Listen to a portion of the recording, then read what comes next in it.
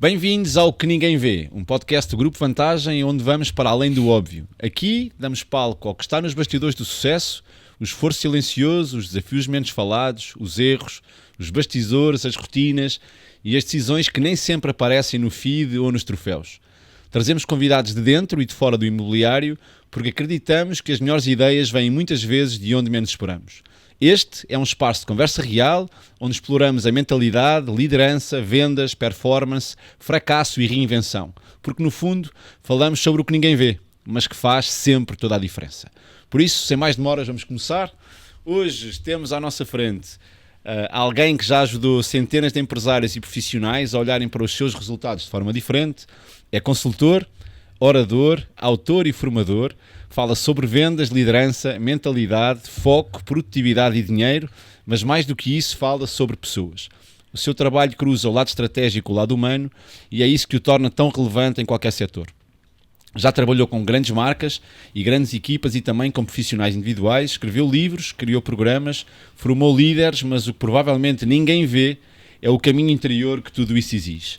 Hoje, no O Que Ninguém Vê, vamos conhecer o lado que não aparece nos palcos, os hábitos, os desafios, as escolhas e as ideias que transformam equipas e mentalidades.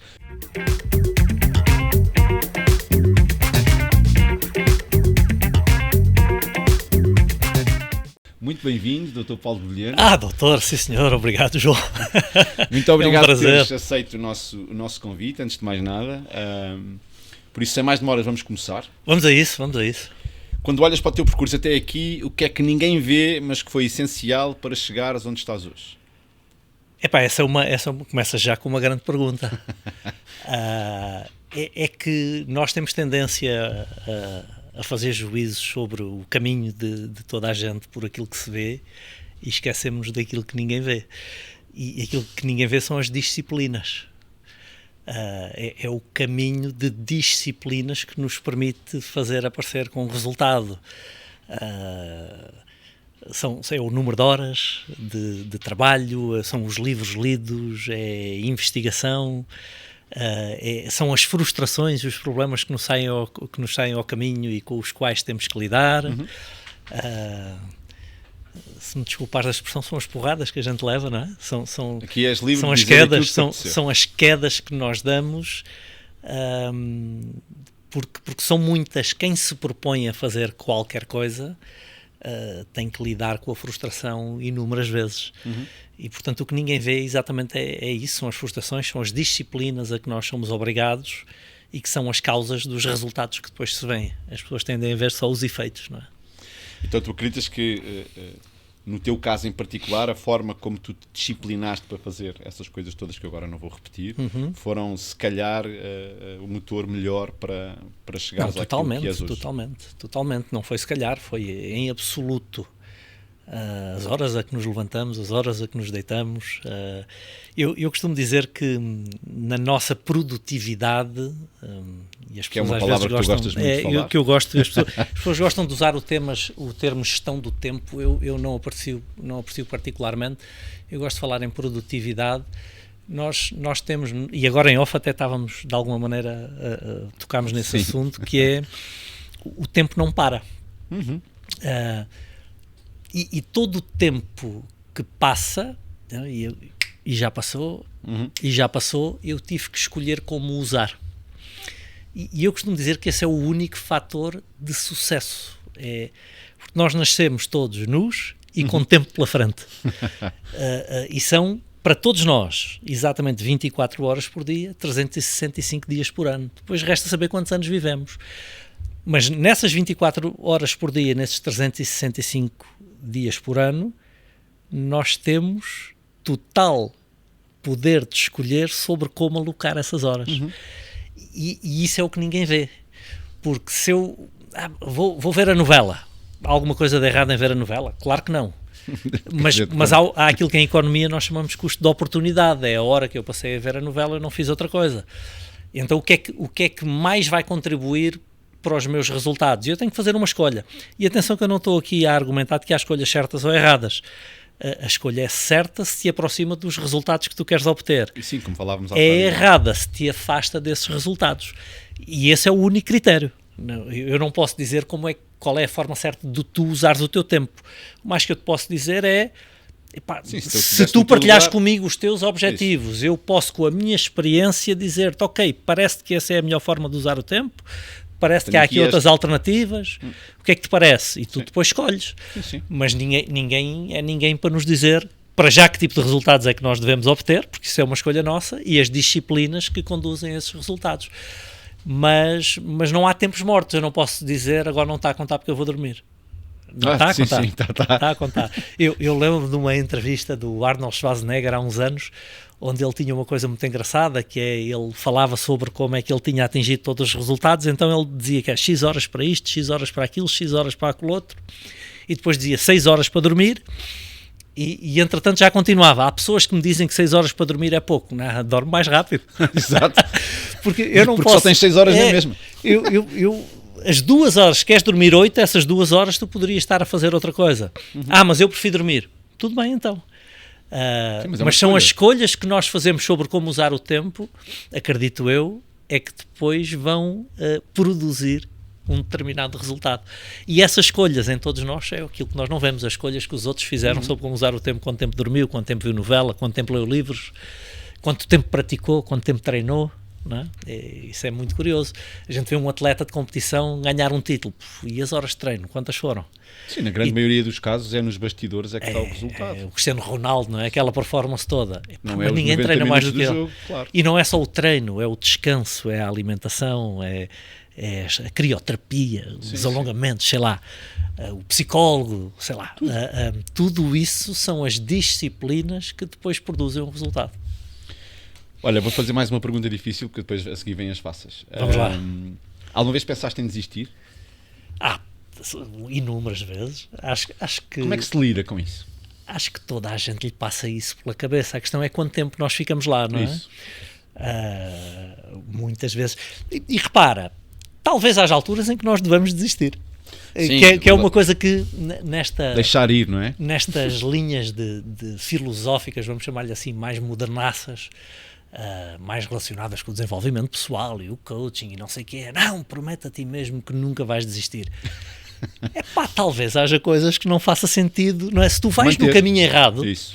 E se tu entendes em determinada altura, este não é o caminho certo, isto não está a ser bom para mim, porque é que eu não hei de desistir? Então, não apenas pensei várias vezes em desistir, como talvez eu tenha desistido de algumas coisas. Talvez não, seguramente desisti de algumas coisas. Há coisas que eu sinto, não vale a pena continuar a pôr tempo aqui. Porquê? Porque não, o tempo usado noutras coisas talvez me tragam um melhor resultado. Então, eu acho que é muito do nosso amadurecimento, é exatamente a capacidade de muitas vezes abandonar algumas coisas para nos dedicarmos a outras que parecem que faz mais sentido. Aliás, a nossa função como consultores empresariais muitas vezes é fazer esse caminho, não apenas... Eu falava mesmo em relação a isso, que é, eu conheço-te, já tive a oportunidade de estar em algumas formações tuas, é mesmo nesse registro que eu estou a falar. Sim. Isso aparece como? Porque eu agora vou-me pôr nos teus sapatos. Quando acontece comigo, às vezes vem-me essa à cabeça, vou tirar isto tudo para as ortigas, porque às vezes sinto-me a pregar aos peixes. Sim, não é? sim. E isso não é motivo suficiente para, às vezes, isto está aqui à frente e tu não estás a ver? Eu acho que tem que haver uma reflexão contínua, constante, sobre a relação entre os recursos que estão a ser dedicados a uma determinada coisa e o resultado que essa coisa está a dar, e quanto é que nós ainda acreditamos que pode vir a aparecer. Porque há coisas que tu sentes, ok, eu sinto que estou aqui um bocadinho a malhar em ferro frio, mas eu ainda acredito que com afinações isto pode dar. E há outras alturas em que tu, não, já tentei tudo, ainda o ano passado, ali na empresa, decidimos, não foi abandonar, mas tornar não secundário, mas terciário, um projeto onde nós dedicávamos recursos havia 20 anos, que nós acreditamos ainda hoje que tem um potencial incrível, mas foi 20 anos a não ter um resultado. Então, às tantas mas vale a pena nós continuarmos aqui a bater com a cabeça na parede, a dedicar tempo, tu acreditares muito que a meter dinheiro, não, potencial tem, pois. Mas há outras variáveis em relação às quais tu chegas a uma altura em que te cansas, não, sei lá, isto é assim em tudo na vida, até nas relações, não é? Imagina, há uma relação que aquilo não funciona, e pode ser amorosa, pode ser social, pode ser de amizade, aquilo não funciona, e chega uma altura que a pessoa diz, pá, vale a pena continuar aqui? Não, talvez tenhamos que seguir em frente e procurar outras coisas mais interessantes para nós. Então, eu acho que nunca desisti do fundamental, até porque com altos e baixos sempre senti em que por um lado me acreditava nisso e por outro lado ia me aproximando dos objetivos que ia desenhando. É engraçado que algumas das coisas que eu em determinada altura ambicionei, houve alturas depois mais à frente em que deixaram de fazer sentido, e às vezes é quando a gente já pode chegar lá e dizer, olha, mas eu agora já não quero. Já fiz o caminho, já me tornei no tipo de pessoa que pode ter se quiser, ou pode chegar lá se quiser, mas agora perdi a vontade de ter, não deixou de ser importante. Porquê? Porque nós crescemos como indivíduos e começamos a perceber que aquilo que era importante há 10 anos talvez já não seja agora. Sim, e hoje já há outras coisas, caminho, há outras coisas mais importantes. Então sim, desisti de algumas coisas, não desisti do fundamental, mas as prioridades foram mudando ao longo do tempo, inequivocamente. E depois também não há que ter vergonha de assumir algumas coisas, até porque nestes podcasts eu acho que tentamos sempre que a nossa experiência possa servir a alguém. Sim, esta foi muito a ideia que nós tivemos a criar o nosso. Talvez haja alturas em que a gente tenha que trocar a perseguição insana talvez não seja a palavra certa, mas a obsessiva de determinados objetivos. Depende da idade que tenhas, pode ser insana. Pela zona de conforto. Pela zona de conforto. Eu outro dia lia um livro em que falava sobre isso, que era... Nós temos esta ideia do equilíbrio, não é? Que nos metem na cabeça, é preciso equilíbrio. Não, ouvimos isso desde... Certo. É preciso equilíbrio. O meu pai dizia muito isso. Depende do que é que isso quer dizer. Mas eu nunca vi ninguém ser absolutamente fora de série em nada, tendo disciplinas equilibradas em relação a isso. Então sempre vi os fora de série terem desequilíbrio. E houve alturas da minha vida em que eu assumi esse desequilíbrio, procurando ser o melhor que pudesse ser, assumi esse desequilíbrio sem alturas, mas depois houve outras alturas que disse, não, mas agora está na altura de... Agora apetece-me estar mais equilibrado. Ou desequilibrar para o outro lado. Houve alturas em que decidi conscientemente em desequilibrar e houve alturas que decidi, não, agora é a altura de equilibrar. Sim. Por exemplo, agora estou numa fase que eu, muito a brincar, vou dizendo que é de pré-aposentadoria, mas a realidade é que eu não trabalho nem perto das horas que já trabalhei antes. Já não tenho a mesma ambição e necessidade de atingir determinados resultados que tinha antes. A verdade é que, obviamente que isso acontece depois também de ter atingido algumas coisas que para mim eram importantes e significativas e não negociáveis, mas hoje estou muito mais preocupado com 54 anos em levar uma vida tranquila, equilibrada e em desfrutar do tempo que ainda me possa restar pela frente, seja ele quanto for. Continuamos a falar de disciplina, mudamos a disciplina. Mudamos as disciplinas. Hoje as minhas disciplinas não são todas profissionais. Isso. Tem pádel pelo meio? Eu treino entre 2 a 3 horas por dia, não sempre pádel. Não faz parte do guião, mas faz parte daquilo que eu vou acompanhar. Mas é o que me apetece fazer. Por um lado, acredito que me ajuda com questões de saúde, e que eu espero que ajudem na minha longevidade, ou pelo menos no meu bem-estar. Certo. E depois apetece-me fazer, estou a divertir-me com aquilo. E quero passar mais tempo com as pessoas de quem eu gosto, quero passar mais tempo de férias, quero ter fins de semana maiores,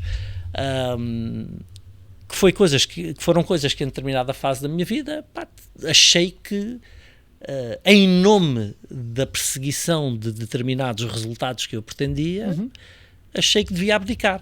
E hoje não estou arrependido, porque a realidade para mim, e concluindo o raciocínio, vou-me fazer as outras perguntas que seguramente queres fazer, eu sempre tive claro que até aos 50 anos ia fazer o que precisasse de ser feito para atingir os resultados que eu queria atingir, e que a partir dessa altura precisava de equilibrar um bocadinho as coisas e desfrutar, porque nós não sabemos quanto tempo mais cá estamos, não é? Ainda hoje, não sei quando isto depois irá para o ar, mas ainda hoje tivemos aí a notícia do falecimento do Jorge Costa, poucas horas jogador de futebol, um fulano mais novo que eu. Quer dizer, menos um ano para aí, 52. Menos uns meses. Ele acho que é de 71, mas acho que só faz anos daqui a uns meses, portanto tem menos uns meses que eu. Mas que faleceu hoje, morte súbita, paragem cardiorrespiratória. Sim, verdade. Repara, um fulano que foi um atleta a vida toda e que isto acontece no centro de estágio, onde ele imediatamente é assistido por um médico com desfibrilhador, com tudo, e não foi suficiente. Pá, a gente não sabe quanto tempo mais cá fica. Verdade. E eu ainda quero desfrutar um bocadinho. Aí já somos dois, estamos os dois no mesmo ponto de agulha. Mas a verdade é que tu dizias, e bem, a maioria de nós está sempre a ser inundado com histórias de sucesso. Não é? Nós gostamos muito mais. Hoje em dia estamos... Os Instagrams da vida é aquilo que nos vão mostrando. E fala-se muito pouco de fracasso como se isso fosse um problema, uma coisa qualquer, que não é. Acho que são os fracassos que nos levam para os caminhos. Por isso, a pergunta é se lembras de algum fracasso que tenha sido para ti valioso. Todos. E podíamos passar aqui uma semana, talvez. Exatamente. Não a fazer uma lista, porque foram uns em cima dos outros. E eu acho que... Eu há pouco disse-te que era um fulano com muitos defeitos. Acho que foi em off ainda. Uma lista gigante de defeitos, mas gosto de acreditar que também tenho uma ou outra qualidade. E acho que uma das coisas que, por alguma razão, sempre encontrei em mim foi uma capacidade grande de aprender com os erros. Para mim, o erro... E não sei explicar de onde é que isto vem, porque não ensinaram-me, ouvi sempre à minha volta, não. Mas para mim o erro sempre foi feedback. O caminho não é este. Há outro caminho. E, portanto, resta-me ficar aqui até descobrir. Mas o erro sempre é chato. Nós gostamos de acertar rápido. Não, mas tu falaste aí numa coisa, não queria interromper o raciocínio, mas a nossa geração, porque eu tenho 49, tenho quase 50, por isso... Sim, estamos mais ou menos a mesma geração. Eu só estou antes dos 50, ainda. Faço 50 este ano, está quase. Sim, já falta só uns meses. A nossa geração não está treinada para o feedback. E a verdade é que aquilo que tu disseste faz todo o sentido, mas muitas pessoas que eu conheço que são parecidas comigo, imagina que sou eu, tento ir lá dar feedback, as pessoas pensam que eu estou a criticar. Mas a crítica não é um problema. Eu ia dizer exatamente isso quando te ouvi falar das pessoas não estarem prontas para feedback. Eu sempre adorei ser criticado. Porque a crítica, para mim, é a melhor ajuda que alguém me pode dar. Já ganhámos o dia. Eu acho que talvez não estejas a fazer isto bem. E mesmo que a crítica às vezes seja feita de forma mais emotiva e que nos custa É só uma crítica. Se alguém me está a fazer uma crítica, está-me a dar a oportunidade de melhorar alguma coisa. Eu depois posso estar ou não de acordo com a crítica, porque também acontece que a pessoa dá-me um feedback qualquer, uma crítica, seja em que registro for, e eu refletir sobre ela e dizer, talvez não. E às vezes é talvez não hoje, e daqui a amanhã eu até digo, bolas, o João anda-me a dizer isto há 3 anos, e eu agora entendi que ele tem razão. Aquele projeto que está há 20 anos a dizer que tem potencial e ainda não andou. Às vezes na altura não fazia sentido, na altura nós não encaixámos, na altura não entendemos e há um momento em que, bolas, agora eu entendi. Então eu acho que ficar sempre à procura eu sempre tive uma grande vontade de melhorar e de ser melhor em tudo, ser melhor pai, melhor amigo, melhor marido, melhor empresário, melhor profissional. Sempre tive essa vontade de tentar melhorar o que puder. E a crítica, para mim, sempre foi o melhor que me puderam fazer para eu progredir. Às vezes mesmo crítica que não é bem intencionada. E, por exemplo, nas redes sociais, isto vai para as redes sociais, a quantidade de crítica mal intencionada que nós encontramos diariamente, até insultuosa, muitas vezes, pode ajudar-nos, porque às vezes naquela crítica que não foi bem intencionada, que não foi num registro simpático, que até foi insultuosa, se nós tivermos cabedal para de facto lhe dar atenção... Aquilo que se chama hoje inteligência emocional, não é? Às vezes pode haver ali qualquer coisa, dizer, ok, o gajo é um mal criado, mas talvez ele tenha razão aqui em qualquer coisa.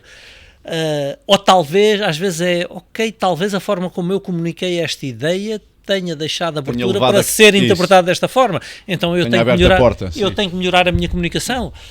Então, eu acho que a crítica é... Bom, e tu trabalhas com liderança de pessoas, constantemente tens de estar a dar feedback. Eu não sei porque é que as pessoas se incomodam com a crítica. Mas eu ainda estou para saber, porque isso acontece, graças a Deus não é todos os dias, mas há muitas não, alturas sim, em mas que acontece constantemente. as pessoas não estão disponíveis porque acham que lá vem este criticar-me e encolhem-se e fecham-se. E não é uma coisa normal. Como é que nós devemos dizer a alguém que vai no caminho errado, não é? E isto acontece com os filhos, não é? Que é... Eu sei que eles às vezes têm que bater com a cabeça na parede e fazer a asneira, porque eu também já lá estive, também tive que fazer as asneiras, às vezes quando era avisado que ia correr mal. Mas cabe-nos a nós pais usar a nossa experiência para lhes dar algum feedback. Não na presunção, acredito eu, de que nós sabemos melhor, até porque tomara nós acertarmos em todas as coisas para a nossa vida, quanto mais ainda saber da vida dos miúdos. Mas há coisas que tu já passaste, não é? Sim. E há coisas que tu sabes. Uma vez tive essa conversa com o meu filho, depois de ele ter feito uma enorme cagada, que foi, olha lá, já ele teria 16 ou 17. Lembra-me de uma vez que eu te tenha avisado, isto vai acontecer. Isso vai dar barraca, acredita em mim, eu já tive a tua idade, isso vai dar barraca, e que tu te borrifaste e que tenha corrido bem depois. Lembra-me de uma. Não se lembra. Não foi capaz. Não foi capaz, porque Sim. Não houve, não é? Ou seja, não houve, não no sentido de que, não, eu sei, ou eu adivinho... Sim, não é na perspectiva do super-herói, mas é nós temos eu tenho mais 32 anos que ele, é natural que haja coisas, e eu já tive a idade dele e não me esqueci, foi ontem, eu sei que há coisas que nós fazemos com 16, 17, 18, 19, 20... e sei qual é o resultado dessas coisas. E que podem muito bem não ser feitas, não acrescentam nada à aprendizagem, é um facto. Sim. Tu é mais barato aprender com os erros dos outros. Então, se eu estou a ver que o gajo se vai espetar contra uma parede e que não há outra chance, porque ou eu já passei por isso, ou já vi amigos meus passarem, eu aviso, olha que isso vai dar barraca. Teve que ir fazer. Pronto. Mas profissionalmente não é igual, não sentes a mesma coisa. É, claro. Por isso é que eu estava a dar o exemplo dos filhos, é que profissionalmente... nós andamos cá, às vezes, há mais anos. Temos uma intimidade maior com as variáveis. Sim. Conhecemos melhor as relações de causa e efeito. Se o gajo está a trabalhar em causas cujo efeito eu sei que é barraca, cabe-me avisar. Olha, que se tu continuares assim a coisa não vai correr bem. Sim. E se a pessoa ainda fica ofendida, tudo bem, tem a escolha, não é? Eu, como nunca pretendi ofender ninguém na vida... posso ter mais ou menos jeito para comunicar alguma coisa, mas nunca me dirigi a alguém com o sentido de ofender a pessoa ou de agredir a pessoa. Mas eu nem acredito, é a forma como a mensagem é recebida. A ofensa é uma escolha tua. Sim. Eu acredito que a ofensa é sempre uma escolha do ofendido, não do outro. Mesmo que eu quisesse ofender, ele só se ofende se quiser. Isso, só te deixas ofender se quiseres. É só dares um poder à outra pessoa que ela não tem. Então agora vamos falar de trabalho. Vamos lá. Então, tu desde sempre trabalhas sempre dentro do foco, da gestão do tempo. Agora, no mercado português, qual é que tu achas que é o maior inimigo da produtividade? Má escolha nas disciplinas. Exatamente aquilo que falávamos agora entre as... Eu usei-te o exemplo da relação entre causa e efeito. Sim. Não é?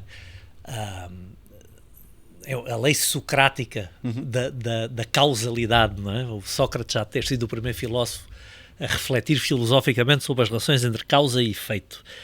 Há um conjunto de disciplinas que tenderão, e é muito importante a palavra tenderão, não precisa igual para todos. Não, e porque às vezes tu falhaste em alguma disciplina e porque há, em estatística, nós aprendemos isso, às vezes de uma disciplina, por alguma razão, sai um resultado. Portanto, as disciplinas trazem probabilidades melhores ou menos boas de acontecer alguma coisa.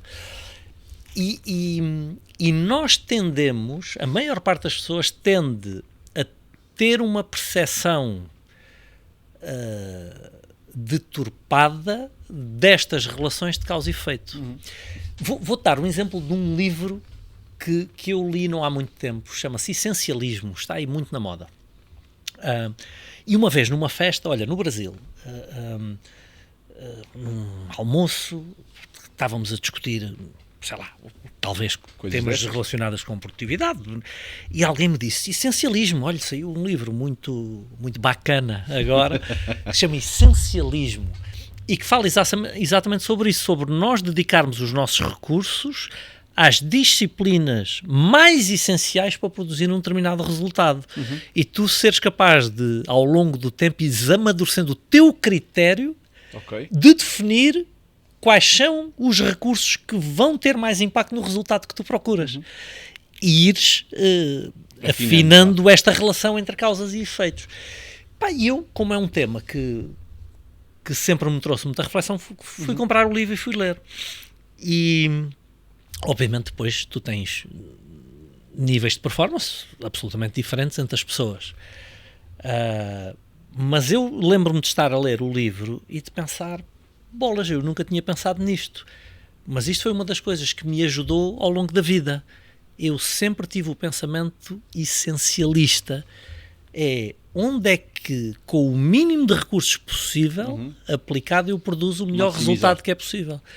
Então, eu acho que sempre tive alguma sensibilidade para perceber onde é que eu coloco os meus recursos com um resultado superior. Eu às vezes brinco com a minha equipa e às vezes até com os nossos clientes, em alguma palestra, que quando eu ainda dava palestras, eu às vezes brinco que eu tive a grande sorte de ser preguiçoso.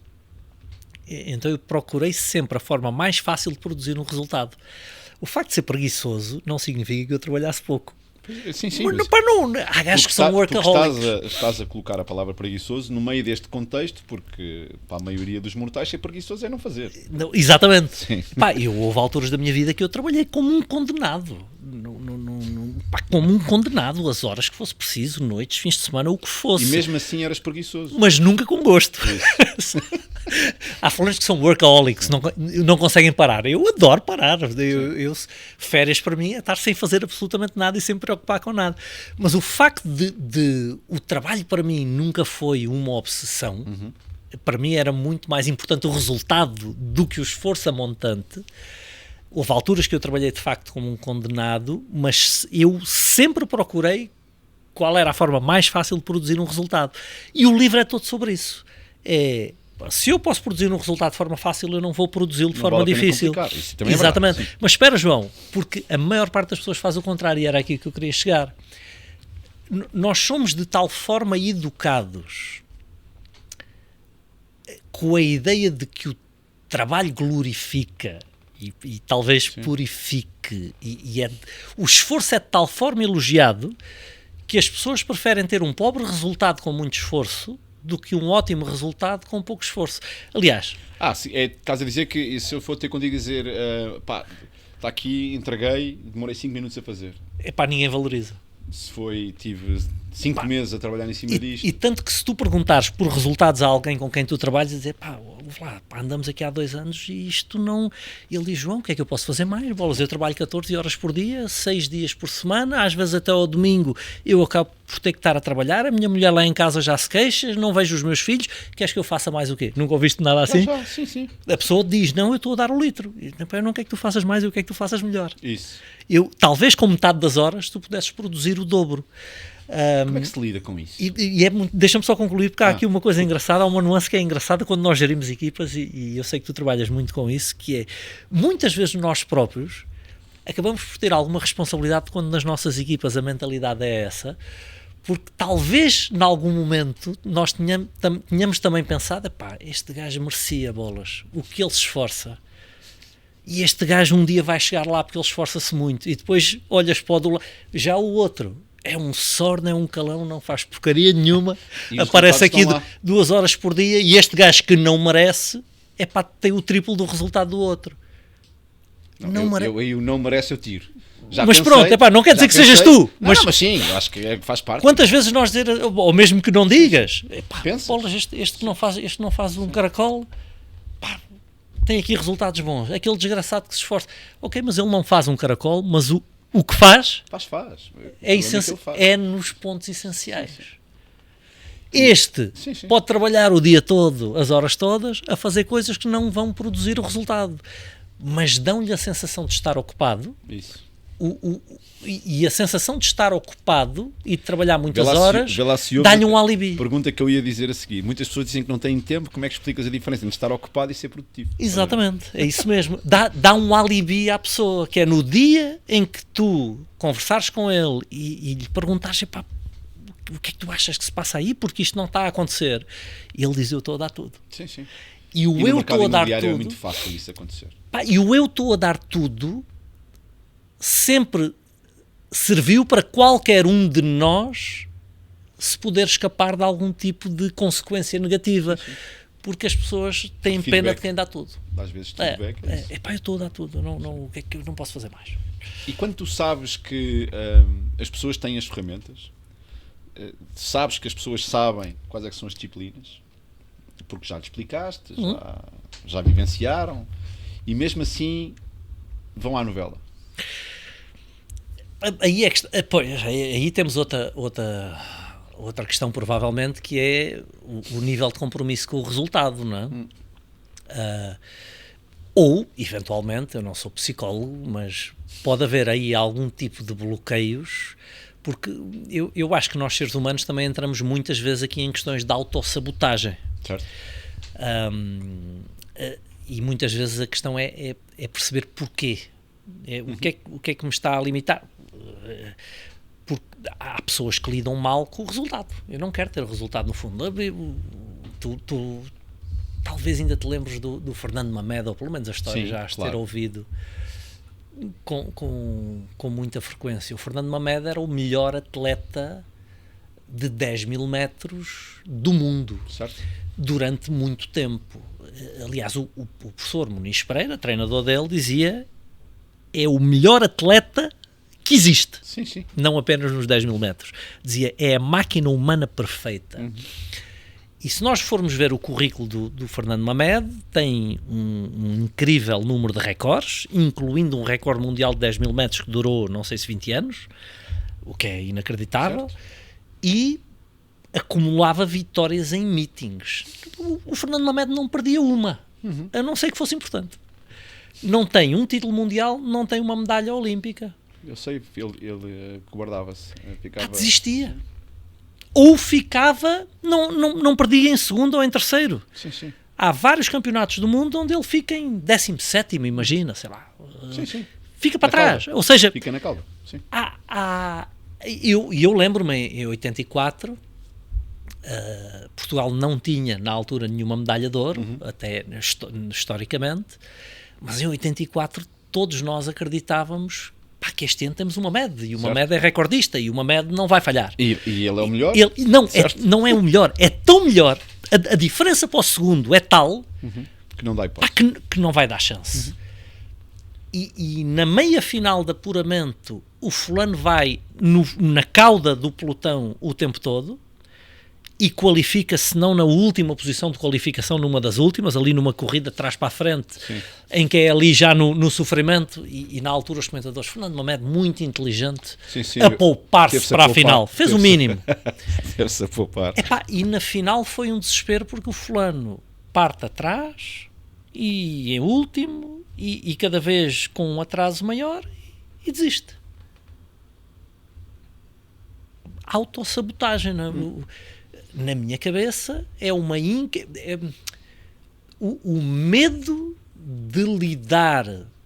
Sim, se calhar com os holofotes. Deixa-me pôr isto de uma forma clara, que é, esta é a minha interpretação e do mundo que eu estudei, do mundo que estudei de psicologia da performance. Quando tu lutas por atingir alguma coisa, um resultado, neste caso um título, há um nível de incerteza aqui que é o que te traz pressão. Claro. E se eu não for capaz? No momento em que tu desistes, acabou a incerteza e acabou a pressão. Sim, sim. Então E há uma parte dele que diz, eu bem sabia que... Eu não sendo capaz de lidar com a pressão de eventualmente eu não conseguir, eu desisto já, e assim a pressão saiu já de cima da mesa.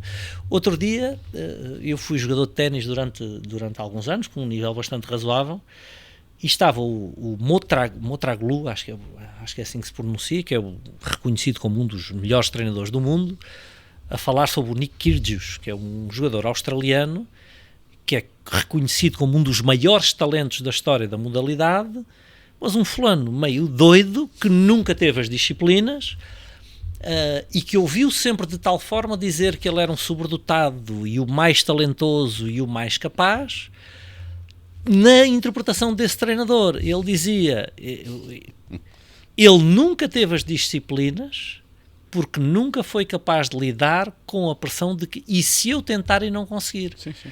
Assim eu já não tenho as disciplinas, eu jogo quando me apetece, que tenho um jogo importante, passo a noite sem dormir a beber copos ou a jogar Playstation, porque eu assim não tenho que lidar com a pressão. Se chegar lá e aquilo correr bem, se não correr bem, paciência, mas eu também, como eu não fiz o investimento, eu não estou defraudado de não atingir o resultado. Sim, eu acho que muitas vezes pode acontecer isso. E pode ser essa explicação ou outra qualquer, que é, para já, há pessoas que não querem o resultado. Sim, sim. Há pessoas que têm algum tipo de preconceito em relação a algum tipo de resultado. Sei lá, imagina alguém que ouviu a vida toda, até porque é corrente, que quem tem um resultado acima da média é porque não joga o jogo de uma forma séria, honesta e transparente.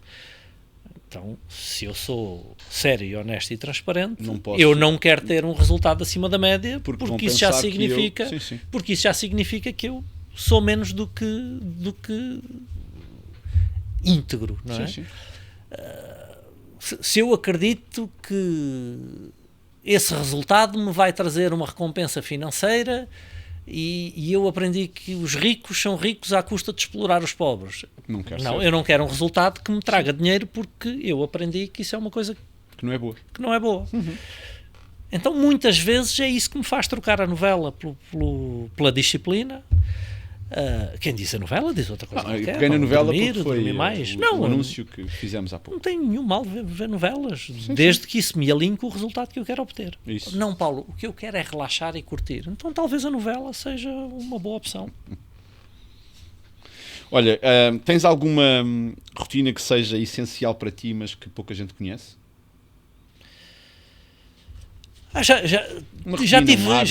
Já tive algumas que entretanto fui perdendo, ou que achei que deixaram de ser relevantes, mas que deixaram de ser relevantes. Tenho uma rotina de exercício físico diário, não sei se toda a gente a conhece ou não. Eu treino 2 a 3 horas por dia. Agora pádel ou... Pádel, ginásio, e se não houver chance vou correr, qualquer coisa, e é muito engraçado perguntar sobre isso, porque eu comecei a jogar pádel porque o pádel é divertido. E tenho 2 anos de pádel só. Porque eu treinei a vida toda, desde que parei de jogar ténis e de fazer competição, que foi com 18 anos. Portanto, entre os 18 e os 52, eu treinei diariamente a fazer uma coisa que eu não gostava de fazer. Eu não gosto de correr, mas corria. Eu detesto ginásio e pesos, mas vou fazer todos os dias. Ainda hoje vou fazer todos os dias. Mas não gosto. Vou todos os dias na raiva e na disciplina, porque acredito que aquilo me faz bem. É o propósito vence. É exatamente isso. São disciplinas de que eu não gosto, mas que eu acho que vale a pena pelo resultado que eu acredito que me vai trazer. Eu acredito, porque eu não tenho a certeza. Sim. Não é? Mas que eu tenho a convicção profunda de que me vai trazer. Acho que pelo menos a probabilidade aumenta de eu ter um determinado tipo de resultado. E aqui há 2 anos comecei a jogar, 2 anos e meio já, comecei a jogar pádel porque é uma forma de eu fazer desporto que talvez seja divertido, deixa-me experimentar. E inicialmente eu sei que se me começa a meter e começa-me a divertir, já sei que vou ter que ir fazer competição, porque é a minha natureza. Faz parte. E durante muito tempo eu fugi porque não queria competir. Não estava numa fase da minha vida, não me apetece ir, já tenho competição que chego nos negócios, não quero ainda ter que ir competir noutra área. Mas nesta fase que estou mais tranquilo, comecei, depois já perco um jogo, já fico aborrecido, depois ganho outro, já fico animado, depois já às tantas digo, já tenho nível para ir fazer um torneio, depois talvez aquilo tenha corrido bem, e então quando dou por mim, agora já estou a fazer os torneios todos, já arranjei um molho de brócolos na minha vida. Mas está a ser interessante. Portanto, essa é uma disciplina. Outra disciplina que eu tenho é a leitura.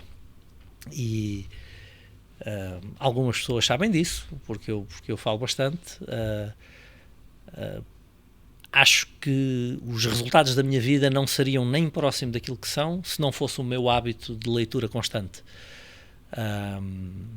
Porque as minhas escolhas sobre tudo, não é? Sobre a utilização dos meus recursos, onde é que eu aplico o tempo, como é que eu lido com as pessoas, o que é que eu faço ao meu dinheiro, tudo isso decorre do conhecimento que eu fui acumulando por centenas de livros lidos. Acreditas que continua a ser a forma mais barata de aprender? Claramente. Quanto é que custa um livro? 15 euros, 20 euros? Dizer. Bolas.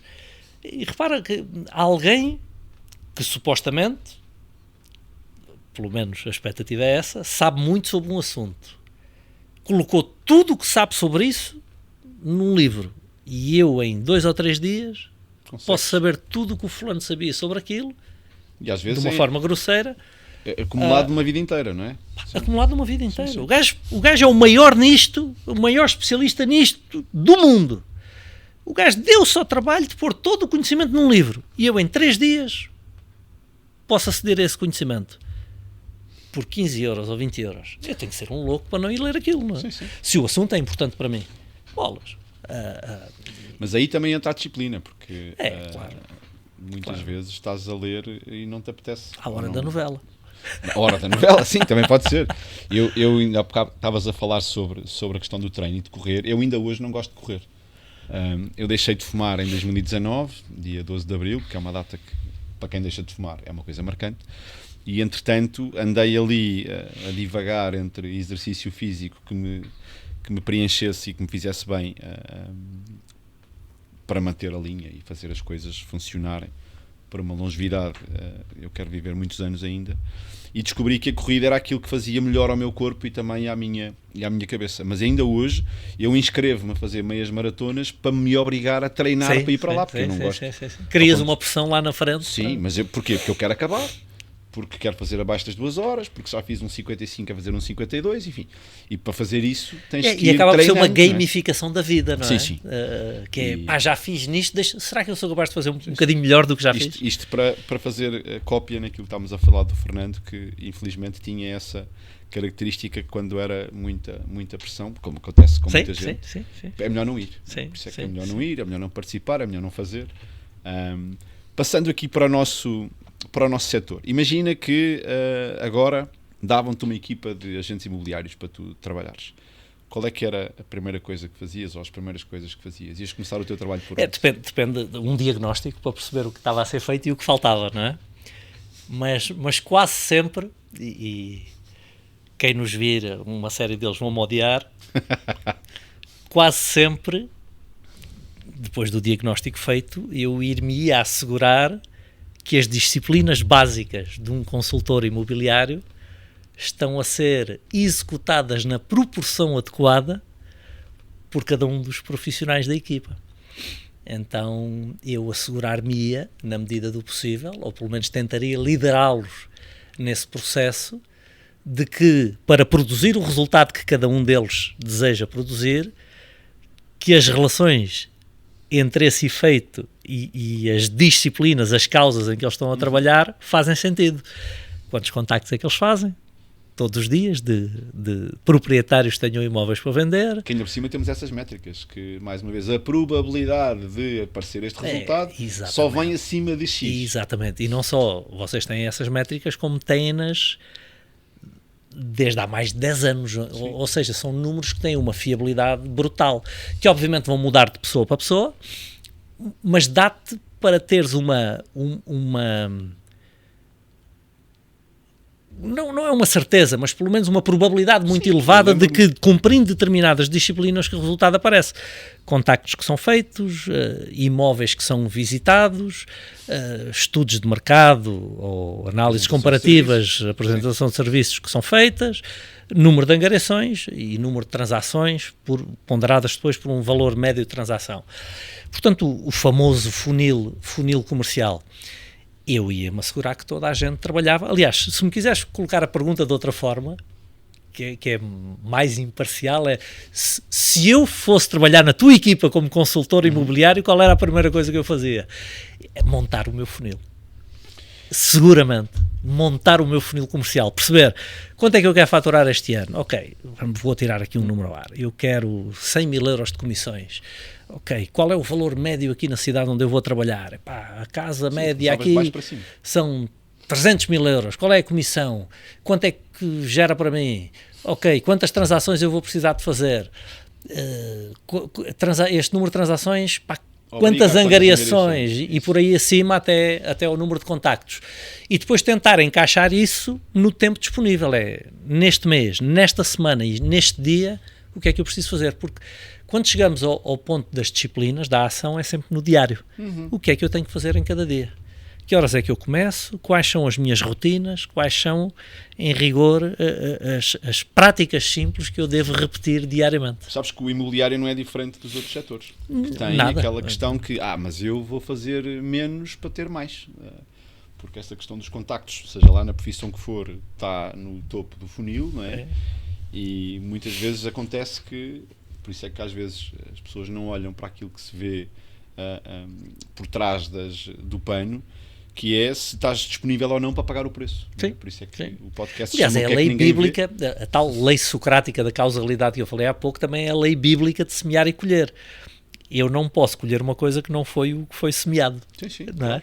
Portanto, se eu estou a colher feijão, é seguro que o que foi semeado é feijão. Eu não posso colher feijão quando semeei ervilhas. Se eu te chamar João, tu não acreditas o que aconteceu aqui. Está a sair feijão e eu semeei ervilhas. Tudo, Paulo. Está certo. Estás enganado, mas não, eu tenho a certeza. Paulo, não existe isso. Isso não dá. Eu quando estava mais perto de equipas comerciais de mercado imobiliário, muitas vezes eu dizia-lhes isso, que é, vocês não podem enganar-me. Sim. Primeira coisa que só se estão a enganar a vocês. Não é o meu dinheiro que estamos a falar, não é os meus resultados que estamos a falar, é o vosso. E depois, porque se vocês me disserem que fizeram isto. E o resultado não está lá. E o resultado não foi lá. Vocês estão-me a dizer que semearam a ervilha e que estão a colher feijão. Pessoal, eu ando aqui há muitos anos. Eu vejo o vosso resultado e desenho a vossa agenda diária. São tantos anos e tantas equipes comerciais acompanhadas a fazer isto que se eu vejo, nesta área especificamente, nem em todas eu tenho esta familiaridade, mas se eu vir o vosso resultado e souber a cidade onde vocês estão, eu desenho a vossa agenda diária. E não erro. Porque esta profissão tem esta questão que ainda por cima vem daqueles anúncios que o algodão não engana, não é? Sim. Há muitas que têm outras variáveis. Esta, se tu fizeres aquilo que é suposto ser feito, o resultado vai aparecer. Depois podes melhorar na tua qualidade. Se eu não estou a fazer contactos, mas não consigo fazer uma visita, ok, deixa-me lá ver como é que tu fazes os contactos. Isso. Vamos ver. Agarra no telefone. Ok, já entendi porque é que tu não fazes os contactos. O que tu dizes às pessoas ou não está certo, ou o estado emocional com que tu dizes não é o adequado. Estás a queimar. Porque nós podemos ter dois fulanos a dizer exatamente a mesma coisa e um faz 8 visitas e o outro faz nenhuma. Mas eu disse o mesmo que ele. Sim, mas tu disseste para cumprir um guião e ele disse para marcar uma visita. Ele teve comportamento envolvido, ou seja, seguiu um processo na expectativa de obter um resultado e tu seguiste um processo na expectativa de ter um alibi para se alguém te perguntar, tu não, eu segui o guião. Sim. Mas e isso também acontece. Claro que sim. Por isso é que nós tínhamos professores que eram muito bons, mas eram chatos. O que eles diziam estava certo, mas a comunicação deles punha-nos a dormir. Sim.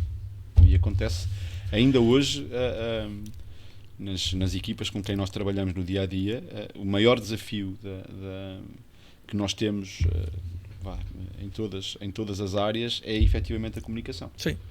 Porque fundamental. Ainda hoje acontece que com o mesmo script duas pessoas diferentes têm resultados diferentes por causa disso. Mas radicalmente diferentes. Eu estou a fazer uma coisa que eu não gosto, estou a fazer porque me estás a dizer, por isso vou ter claramente a resposta. Eu odeio falar ao telefone ou já fiz. Deu? Não, mas eu já fiz. O guião está errado. Sim. É o guião não sou eu que estou errado. Sim. O guião está errado. Sim. Mas olha, com o mesmo guião este gajo acabou de marcar 8 reuniões.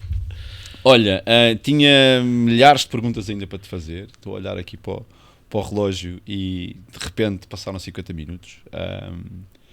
Quero quase em termos de despedida fazer-te uma última pergunta. Vamos lá. Se pudesses deixar uma ideia que gostavas que ficasse mesmo colado na cabeça de quem nos está a ouvir e a ver hoje, qual é que seria? Eu acho que ia exatamente para aquilo que nós já mais falámos, que é sublinhar aquilo que nós mais falámos, é disciplinas. e até aproveitar aqui para elaborar um pouquinho mais. Dá-lhe. Porque nestes ambientes, às vezes, nós tendemos a seguir outro caminho, não é? Fala-se muito de motivação hoje em dia.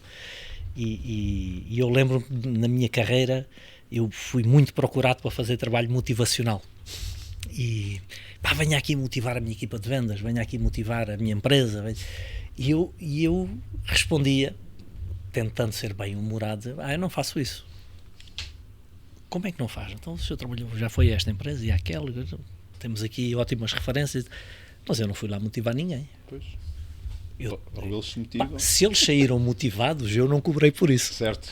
Ótimo, Certo. ótimo. Um extra. Mas isso foi um extra. Não, eu cobrei pelo lado educacional. Eu fui levar a estas pessoas ideias que depois elas possam catalisar em disciplinas que produzam um resultado. Mas eu fui tentar educar as pessoas. Se elas depois, para além disso, ficaram motivadas, não fez parte do meu FII. Eu não cobrei por essa parte. Obviamente que tentando aqui um registro humorado. Mas a motivação, João, acredito eu, obviamente, esta é a minha perspectiva, é o que nos faz começar alguma coisa. É o que me faz inscrever-me no ginásio. Certo. Mas aquilo que me faz lá ir todos os dias é a disciplina. Se eu esperar estar motivado para ir ao ginásio, eu não ia lá um dia da minha vida. Correr. Eu não tenho nenhuma motivação. Eu odeio aquilo. Eu vou no sofrimento. Ainda vou no caminho a pensar, ainda hoje. Bolas, hoje tenho que ir treinar costas. É o que eu mais odeio treinar é costas. Eu sofro a treinar costas.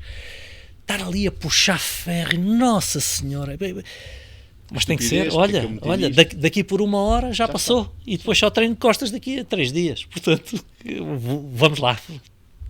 Engolir o sapo de uma vez. Então, a motivação é o que me faz começar alguma coisa. A motivação é muito sobreavaliada.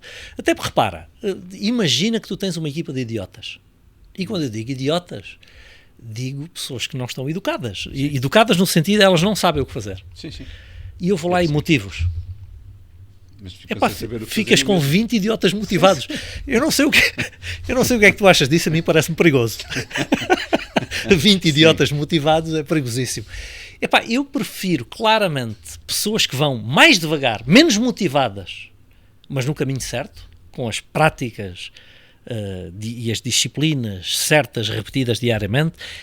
E um dia que elas estejam no caminho certo, depois pronto, uma palmadinha no rabo para irem mais depressa, talvez se possa dar, do que ter alguém que vai a abrir no caminho errado altamente motivado. Sim, sim. E que vai espetar-se.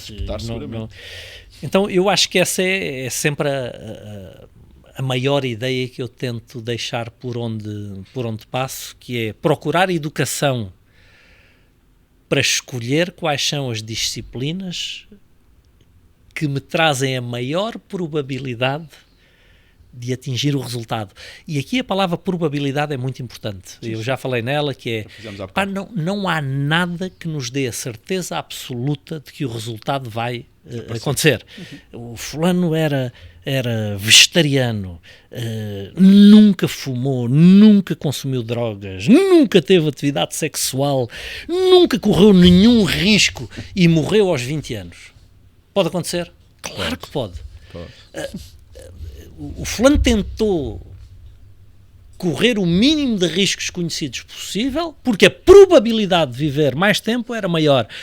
Mas em probabilidades nós também temos que entender que às vezes o acontecimento, há uma aleatoriedade que também existe na vida e às vezes a menor probabilidade foi aquela que se confirmou. E às vezes há pessoas que fazem o juízo errado, que é, olha, eu então, olha, e há outro gajo que fez o contrário. Será o Mick Jagger da vida. Vai morrer aos 120 anos fazendo os disparates todos. Agora, em estatística, nós percebemos que são as exceções que não incluímos sequer na amostra. Chamam-se os outliers na estatística, que é de tal forma fora da média que nós não usamos sequer. Então vou fazer como o Mick Jagger porque não vale a pena. Não, bolas. A probabilidade deste era de morrer cedo e deste era de morrer... isto é um exemplo ligeiro, mas as pessoas entendem. E este era de morrer muito mais tarde, mas não aconteceu de acordo com a probabilidade. Agora, a maior parte das pessoas se posicionar sempre em zonas onde a probabilidade é mais favorável, no longo prazo há a tendência estatística para que a coisa corra bem. Aliás, no imobiliário acontece muito, probabilidade baixíssima, mas acontece na aleatoriedade, que é... Agora acontece menos, mas tu já estás nisto há muitos anos, ali nos anos, sei lá, 2006, 2007, 2008...